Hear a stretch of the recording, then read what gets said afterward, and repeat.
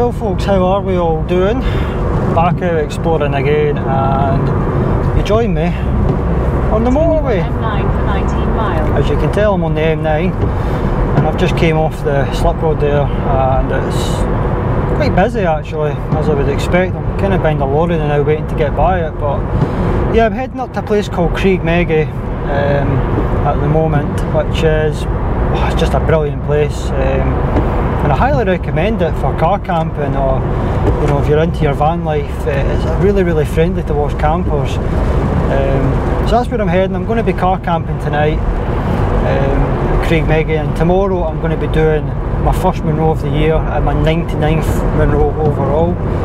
I was going to keep that secret where I'm going, reveal it later on, but what I'm going to do is just tell you what it is. It's called Geal Charn. It's part of the Monadliath Mountains, or hills, and it's 926 metres, so it's not really that high. I've heard it's fairly simple, not too steep, a bit boggy in places. Hopefully the bog will be frozen at this time of the year, but yeah, I think it'll be a really enjoyable trip. Looking forward to it, and yeah, I'll catch you when we get to Creag Meagaidth. Unfortunately, it's an after work trip. It's 4:30 and the arrival time is about 6:30 according to Google Maps, so it will be dark when I arrive at Creag Meagaidth, but that's what we're doing. I'll explain why I'm not camping this weekend, and yeah, hopefully it'll be a nice trip away. I have to be back home tomorrow quite sharp. Yeah, it's unfortunately going to be a weekend ruin, but yeah, I'll catch you when I get to Creag Meagaidth.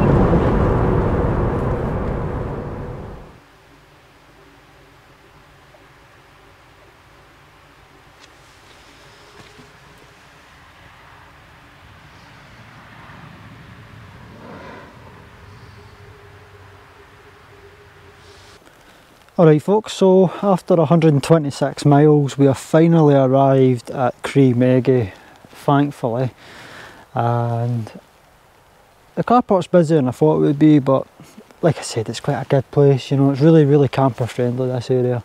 This will be my third visit at this car park, and I met a really nice lad called Andy this spot as well. You might actually see him. I think I mentioned him in my last video as well, when I done Ben Chalik and Ben Akurin, which is just down the road. I done that with Monty and Andy, so yeah, it's actually brought back some memories from last year.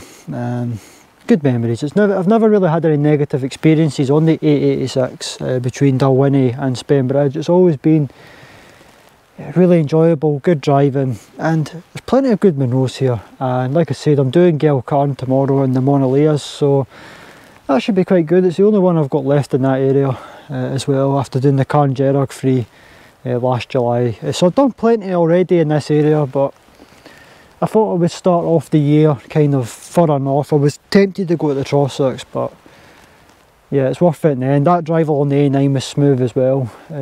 Probably one of my best drives. It was very quiet, very peaceful and relaxing, so I was expecting it to be busier considering the time of the day that I left, but yeah folks, I'm going to go back to the car and yeah, get ready for this car camp. It's going to be a cold one probably. I don't have a heater for car camping. It's just, I don't need it for a tent, so I won't buy it for a car. So anyway, I'm going to go back to the car.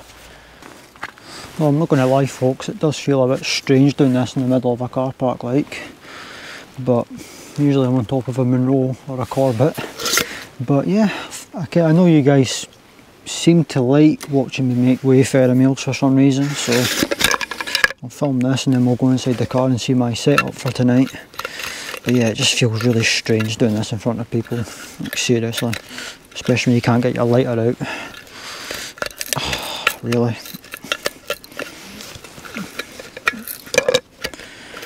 This trip's going really well.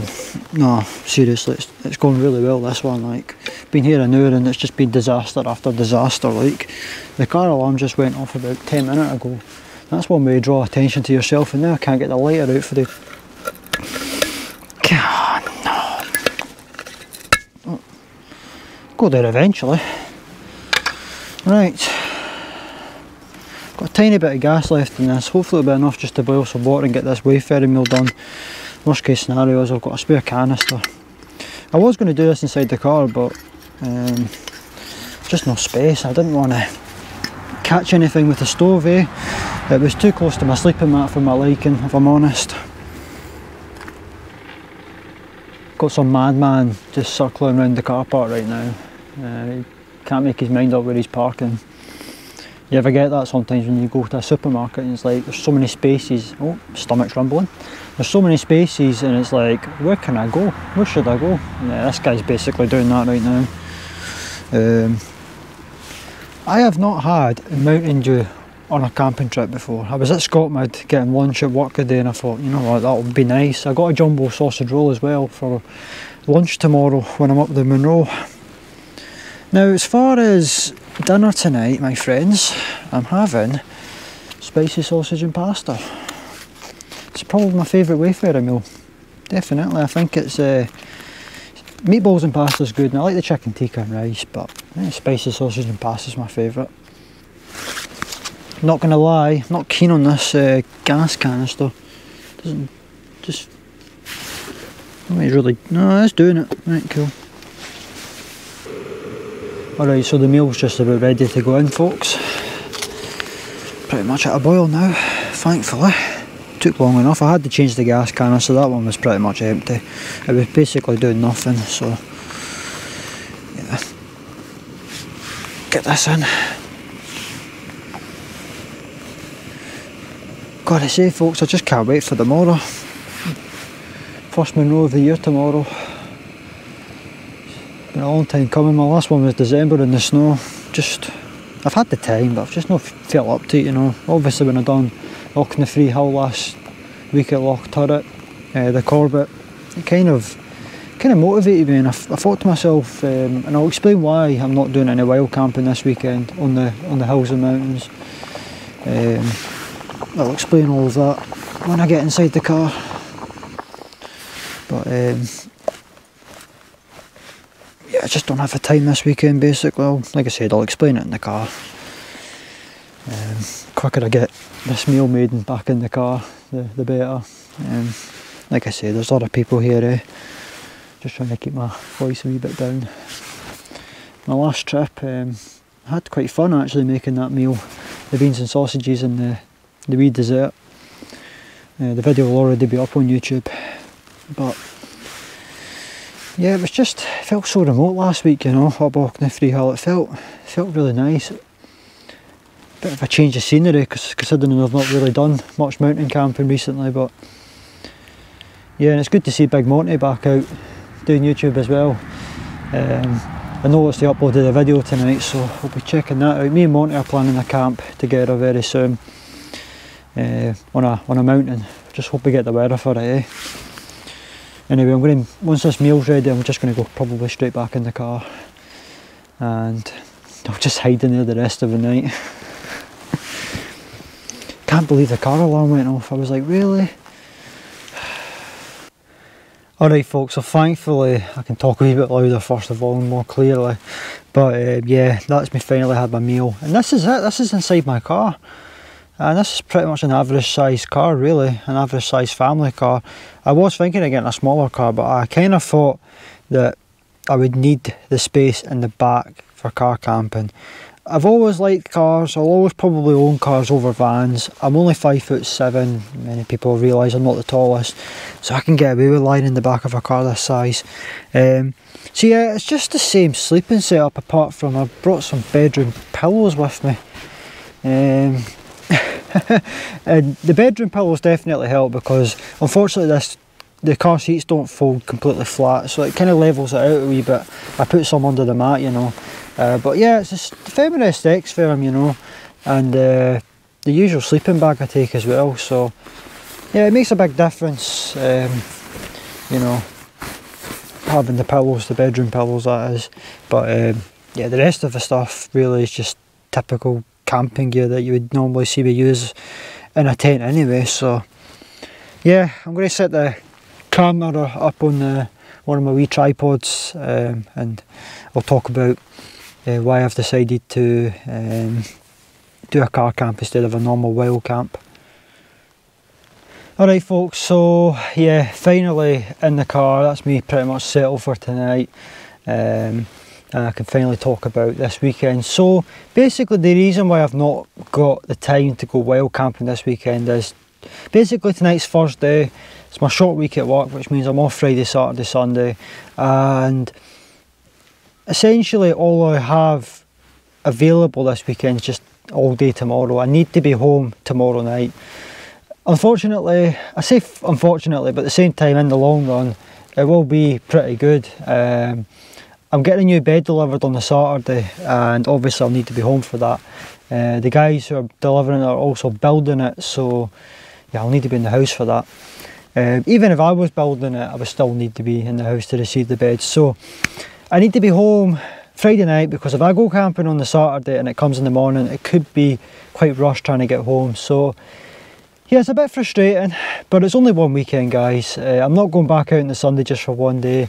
I'm going to clean this car, I'm going to clean my work van, and there was a third thing I was going to do. Oh yeah, I was going to sort out my my bed and that, and adjust the room for the bed. So it's going to be a busy weekend, but at least we're still getting out, you know. That's the main thing, folks. So yeah, that's why I'm only doing a car camping and a day hike tomorrow. So yeah, I'm heading up Geal Charn tomorrow, 926 metres, I've already mentioned this. It's a single Monroe. I'm only doing a single Monroe just because, not being in this area for a while, not entirely sure how much snow is going to be up there, and I'm not the most confident winter hiker yet. I'm quite confident at winter camping and summer hiking, but these solo hikes at this time of the year, they can be quite risky, you know. And I've got the experience, I know I have, but I've always been Mr. Cautious when it comes to the Monroes, and even at this time of the year, at the beginning of March, I'm still expecting to see quite a lot of snow. So yeah, we'll get Geal Charn done up with the 99th Monroe, and that lines me up nicely for my 100th, which I've already got planned down in the Glen Shee area. I'm going to go back there. I think it only makes sense to go back there because it was a special place, and I had some good memories there last year. So yeah, but it's just good to be back at Creag Meagaidth, where I'm car camping tonight. Like I said, some good memories here as well from last year. Anyway, I'm going to wrap it up for tonight. There's only so much I can do in the back of a car. Quite keen just to get to tomorrow now. I'm looking forward to it. Just hoping to get a nice warm sleep. Not going to be the comfiest in the back, but yeah, hopefully it'll just get me through the night. It just means I'm here first thing tomorrow morning, and I know for a fact if I stayed in the house tonight, there's no way you would have got me up at 4:30 in the morning to then do a 2.5 hour drive nearly to the start point. So 20-minute drive, I'll be there kind of for about 6:30, just before it starts to get daylight. That allows me to tidy up the car a little bit. I might actually park the car when I'm there, and it just means when I get home, it just makes it a wee bit easier for me. But like I said, busy weekend this week, which is a shame. So I'm going to make the most of tonight and tomorrow, and I'm going to relax. So I'll catch you tomorrow morning at the start of tomorrow's walk.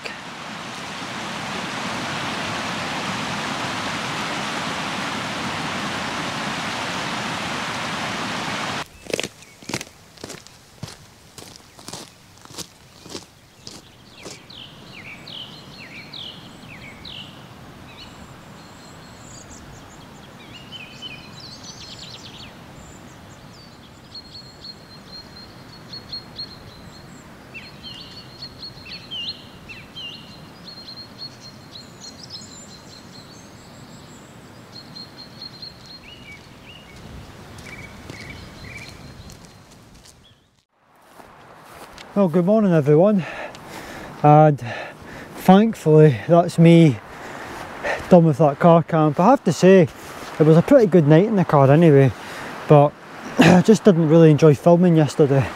It's not really what I'm used to. I was basically out of my comfort zone, but I'm back in, I wouldn't describe a remote place, but I'm back out of my own anyway. I guess you could say in the middle of nowhere. But yeah, that's me starting to walk up Geal Charn now. And I've already seen some pretty nice wildlife. I actually think the scenery's not too bad here as well. There's not too much snow on the tops, just kind of patches, so always take your ice axe and crampons anyway, just in case you do need to deal with one of those snow patches, or ice of course as well, which isn't as obvious from the ground if there's any ice up there. But yeah, it's quite a cold morning, it's got to be said. even though down here there's nothing really frozen, the ground's pretty soft, which is a shame. It is quite boggy at the moment and that might slow me down, but yeah, so far I'm really enjoying it, and I'll catch you further along. This is a short walk. Now this is basically what I'm walking on, my friends. I'm walking on kind of like a faint path here. It's not bad at all. There's the occasional bog that you have to deal with, but you know, overall, my nose is running, when is it not? But yeah, overall, it's been pretty good. I reckon it'll take me about an hour and a half to get up the Monadliath from this point, maybe less. Because when I usually go out, I carry camping gear, and then I've got the lighter pack, I just feel just that slightly quicker. So, you know, camping gear, I'd probably say give me an extra half an hour to get up, you know, but because I'm only carrying a day pack, I know it's a winter day pack, it'll be a lot lighter in summer, but yeah, I mean, still a bit of weight in the back, right enough. I've got quite a lot of water with me and some juice, but once you start drinking that, I suppose your pack will get lighter. So I mean, I'm finding it fairly straightforward at the moment. I think those couple of wild camps I've done it's definitely got my fitness up a little bit, or at least get me used to climbing hills again. This is a fairly short hill walk, this one, for Monadliath standards anyway. When I think about what I'm doing this year anyway, and what I've already previously done like Geal Lodge, this is a lot shorter. It's an out and back route, so whatever I see on the way up is what I'll see on the way back down, which sometimes isn't a bad thing. But if you like a change of scenery, then certainly a circular route's what you want. But yeah, it's a bit boggy here. But yeah, an out and back route, sometimes I don't mind it. So I'll basically point you towards the Monadliath. So that's the Monadliath there. That's where we're heading. And yeah, I don't think it'll take me too long to get up it, to be fair. No folks, that's me finally making a bit of progress now. I am just about at the bottom of the Monadliath now. Just need to go over this fence in front, which you'll see in a minute. And yeah, hopefully I'll be climbing it in the next maybe 10 minutes, or you know, start getting to the steeper bit anyway, where you'll start to gain height. But the view so far has been actually better than I thought it would be. I like all the hills just kind of in the distance, they're all kind of small, and you've got these larger hills over there in the cloud with some snow on them. It's really, really nice. The path has been better than I thought. It's not too boggy, there's a lot of rocks and stones, so it does help with grip. And yeah, at least kind of keeps the bog away. So yeah, so far it's avoidable. Hopefully that will be the case up the Monadliath itself. So anyway, let's get up to the summit, and I think that's where I'll catch you.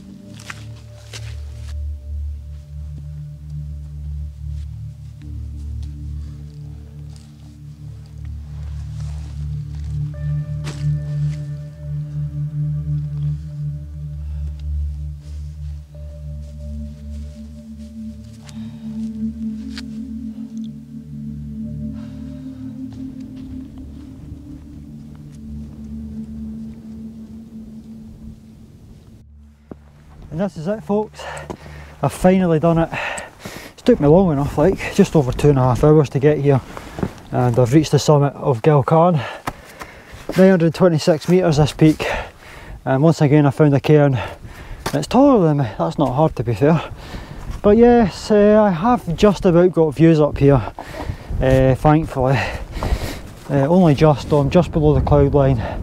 But There's a wee covering of snow up here, which is quite nice, but no ice axe, crampons or micro spikes required, just a bit of care and attention up here and you should be okay. Yeah, I don't know what I'm going to do. I was expecting this to be in the cloud. I thought it would have been when I got closer. I just seen the mist, but it kind of lifted just before I got here because it was just in the cloud. You can see this came from the distance, but yeah, I mean it's out the cloud now and I'm getting views, I suppose. It is quite nice, especially looking back to the way I came from this morning. You've got the back of Creag Meagaidth, which you'll not see, and Carnlear in the distance over there, I think. It's that wee peak at the other side of Loch Laggan, I think that's what I'm looking at right now, but yeah, it's not bad. It's not bad at all, folks. And first mono of the year. I should really take my gloves off and touch it with my hand. Yeah, first mono of the year done. I'm a 99th overall. So the next one will be 100, and I know exactly what it's going to be. I just don't know when I'll get around to doing it. I'll be back to camping next weekend anyway.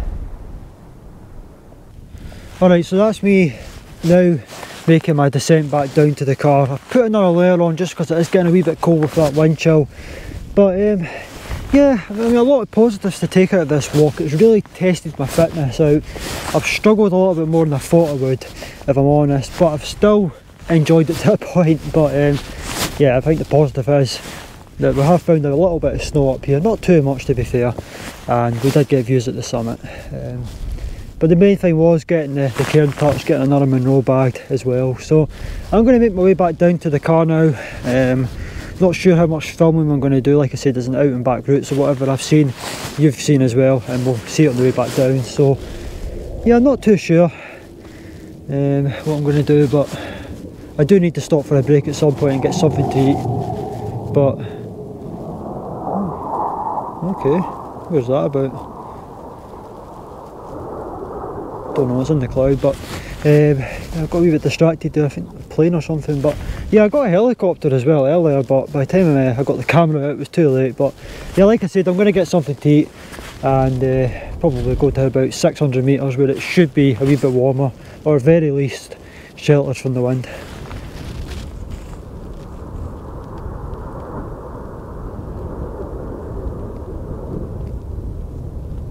That is some noise, by the way.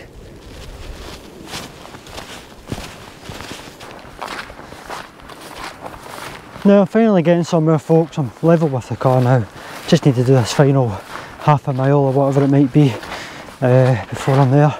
But give me another 5-10 minutes and I'll finally be back at the onto some tarmac anyway, or gravel. It'll be better than this anyway. But wow. One thing I will say, I've just looked at my legs there, is I need to get by this bog. Just look at this, folks. Look at this. Ah, dearie dear, man, what a place. One thing I will say is I should have worn my gaiters. I brought them, never wore them, and now I'm going to have soaking wet trousers from the knee down. So wear your gaiters, that's all I'm going to say. Once you come off the path and onto this grass, wear your gaiters. Right, I've said that enough. But no, it's been a walk of ups and downs. I really enjoyed that final ascent up to the summit. The last maybe 200 metres was pretty good.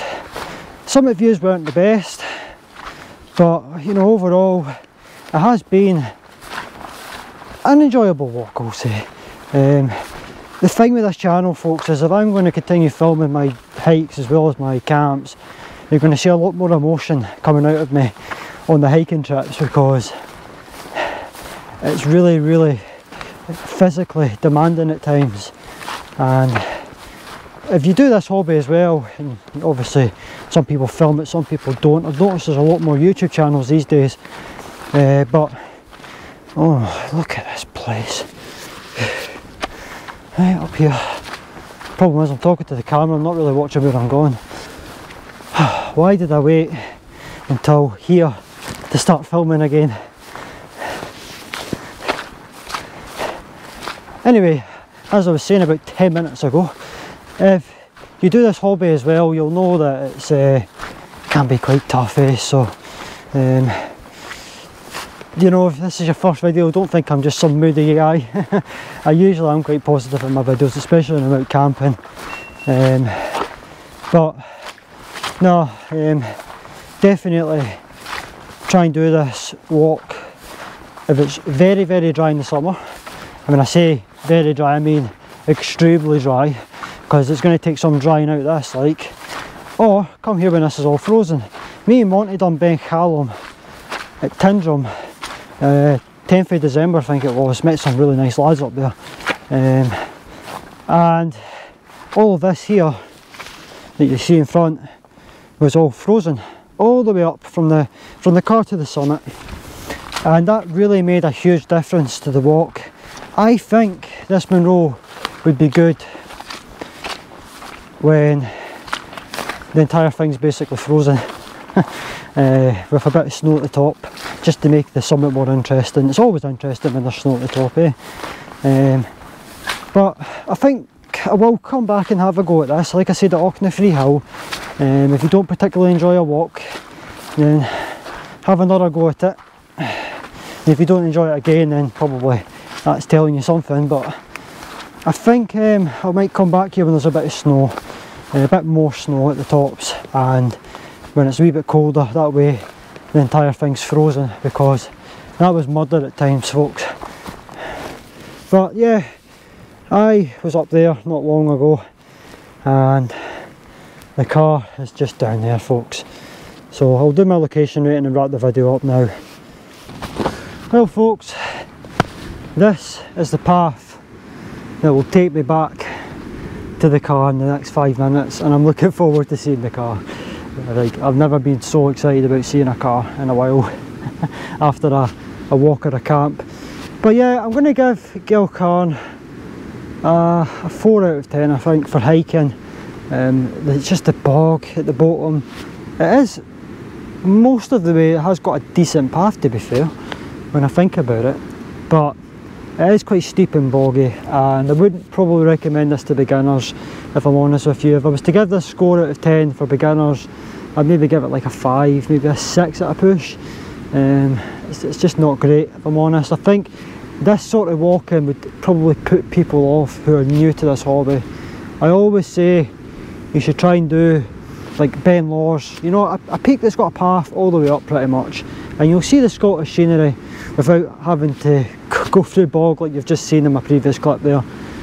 So anyway folks, I hope you've enjoyed this video, something a wee bit different. Back to camping next week though, which I'm sure most of you will be happy about, but this will be content that you'll see more of throughout the summer. But the good thing is, I do think I'll be doing better peaks than this, I hope anyway.